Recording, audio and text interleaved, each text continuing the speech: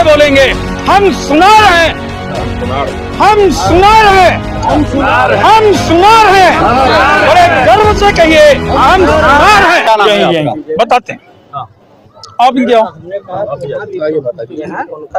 मैं डॉक्टर चंदन कुमार सोनी हूँ। ये मेरी धर्मपत्नी है डॉक्टर रानी दुर्गावती। अच्छा।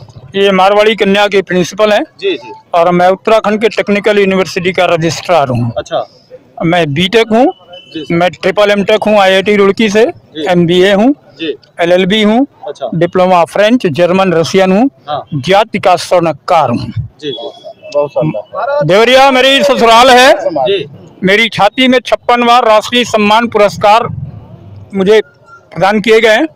बहुत बहुत बधाई आपको। देश के 12 केंद्रीय मंत्रियों का, 18 गवर्नर्स, सुप्रीम कोर्ट जजेज, हाई कोर्ट जजों का मैं पंडित हूँ, जाति का स्वर्णकार हूँ। मैं देश का सबसे महंगा ज्योतिषाचार्य हूँ। मैं जाति का सुनार हूँ। मैं एक पढ़ा लिखा व्यक्ति हूँ।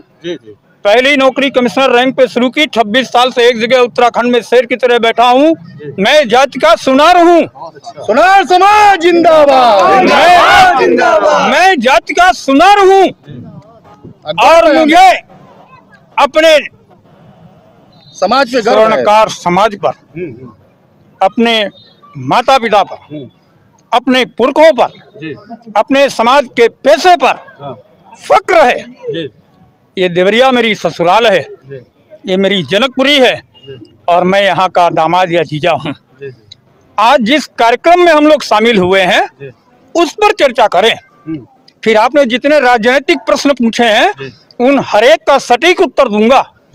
थोड़ा ये हमें डिस्टर्ब करता है। अच्छा सर, थोड़ा दूरी ये जो कार्यक्रम है ये संत नरहरि जो संत शिरोमणि है, ये हैं कौन हमारे, यहाँ से चर्चा करें। और हम वंशज किसके, इसकी चर्चा करें। महाराजा अजमेर देव हमारे वंशज हैं, हम लोग उनके वंशज हैं। जितने सुनार हैं पूरे देश में, और ये हमारे आदि गुरु हैं।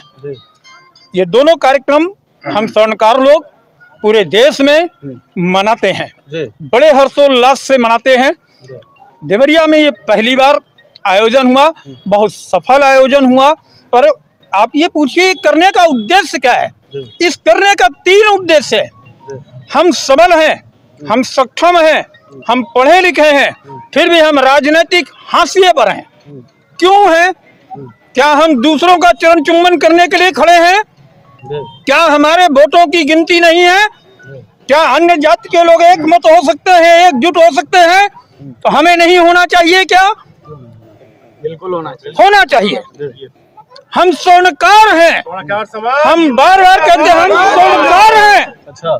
हमें फक्र है और हम सबल हैं, हम सक्षम हैं। क्यों बताते हैं? ये गर्व की बात है, घमंड की बात नहीं। गर्व और घमंड में फर्क है। हम पढ़े लिखे भी हैं, हम समाज के में इसलिए सम्मानित पदों पर बैठे हैं, हमारा पैसा सम्मानित है। पर राजनीतिक लोग हमें चोर बताते हैं। 411 की जो धारा लगाते हैं, हमारे स्वर्णकार बंधुओं को उठा के पुलिस बंद करती है। आप अपना घर का सामान खरीदते, बेचते और रखते हैं, और फिर हमारे ही स्वर्णकार को आप उठा के लेके जाते हैं। क्यों लेके जाते हैं? क्यों लेके जाते हैं? आपके माथे पे लिखा है क्या कि आप घर के चोरी का सामान लाकर इनको बेच रहे हैं? क्यों लेके जाते हैं? धारा 411 खत्म क्यों नहीं होती? हमारे स्वर्णकारों की सुरक्षा क्यों नहीं होती? ये राजनेता इन बातों को क्यों नहीं उठाते? किसी भी पार्टी का हो, पार्टी किसी की भी हो, हमारा समाज अगर पुलिस से प्रताड़ित होता है तो उसकी सुरक्षा क्यों नहीं होती? इसको कौन बात उठाएगा? मीडिया कहाँ? मैं तो पूछ ही रहा हूँ, आप बताइए। बता रहा हूँ आपसे। ये पहला प्रश्न, राजनीतिक एक मंच पर हम इकट्ठा क्यों होना चाह रहे? हमारी जनसंख्या आपने बहुत कम देखी। अभी जो गांव में हमारे समाज के लोग हैं उनकी जनसंख्या अभी आई नहीं। आप देखिए कि जब आप जाति के आधार पर जनगणना की बात करते हैं तो क्या ओबीसी में हमारी अपनी हैसियत नहीं है? है ना। जब ओबीसी में हमारी हैसियत है स्वर्णकारों की, तो वोट जब पड़ते हैं, आप निर्वाचित होकर अन्य जातियों के लोग मेरे नेता बन जाते हैं तब वो लौट के हमारे स्वर्णकारों के पास आके पूछते हैं क्या? नहीं पूछते। क्यों नहीं पूछते? वोट मेरा, चंदा मेरा, धन दौलत ताकत मेरी और मैं ही किनारे। इसलिए इन आयोजनों के जरिए हम अपनी ताकत दिखाना चाहते हैं। अच्छा सर, मेरा बहुत ज्यादा एक सेकंड में बस खत्म कर रहे हैं। थोड़ा सा हम सवाल करना चाहेंगे। आयोजनों के जरिए हम इकट्ठा होना चाहते हैं। हम इकट्ठे हैं, राजनीतिक परिवेश में इकट्ठे अब दिखाना पड़ेगा, क्योंकि जब आपकी पूरी व्यवस्था सिर गिन के है तो हमारी भी व्यवस्था सिर गिन के होगी।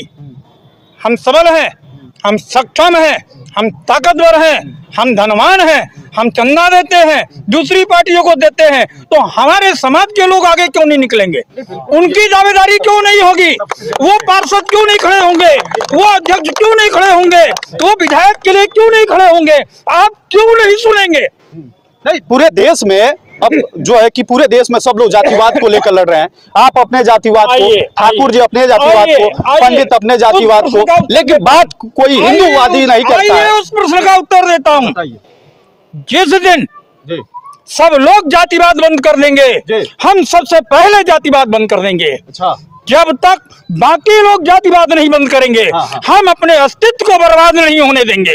अगर मेरा अस्तित्व मेरी जाति को बताने से है, अगर मेरा अस्तित्व मेरी जाति को बताने से है, तो हम बड़े फक्र से बोलेंगे हम सुनार हैं, हम सुनार हैं, हम सुनार हैं, हम सुनार हैं। बड़े गर्व से कहिए हम सुनार हैं। जिंदाबाद। नहीं, जातिवाद रुकना चाहिए कि नहीं रुकना? जरूर रुकना चाहिए। मैं पढ़ा लिखा हूँ, बता तो रहा हूँ आपको। क्या आप हमसे ज्यादा पढ़े लिखे होंगे? मैं सिविल हूँ, मैं 3 M.Tech हूँ IIT से, मैं MBA हूँ, मैं LLB हूँ, मैं डिप्लोमा फ्रेंच जर्मन रशियन हूँ, मैं एक यूनिवर्सिटी का रजिस्ट्रार हूँ 26 साल से उत्तराखंड में। आप हमसे ज्यादा पढ़े लिखे तो नहीं होंगे ना? नहीं, मैं ये नहीं, अन्यथा मत लीजिए, अन्यथा मत लीजिए प्लीज। मुझे बातों में उलझाने पुलझाने फंसाने की कोशिश मत करिए। मैं रोज मीडिया चैनल देखता हूँ। मेरी पहली नौकरी कमिश्नर रैंक की है। 26 साल से मैं चीफ सेक्रेटरी रैंक पर खड़ा हूँ। मतलब की बात करिए। नहीं, आपकी सम्मान क्यों जातिवाद नहीं? क्यों नहीं? बिल्कुल खत्म होना चाहिए, परंतु कब? आप सब बंद कर दीजिए। ब्राह्मण जी अपना जातिवाद बंद कर दे, ठाकुर साहब अपना जातिवाद बंद कर दे, पटेल जी अपना जातिवाद बंद कर दे, यादव अपना जातिवाद बंद कर दे, हम बंद कर देते हैं। जब सब जातिवाद में है तो हम अपने वर्चस्व को बर्बाद होते देखेंगे? क्यों देखेंगे? हमारी राजनीतिक चेतना अब उठी है, हम अभी आगे बढ़ेंगे।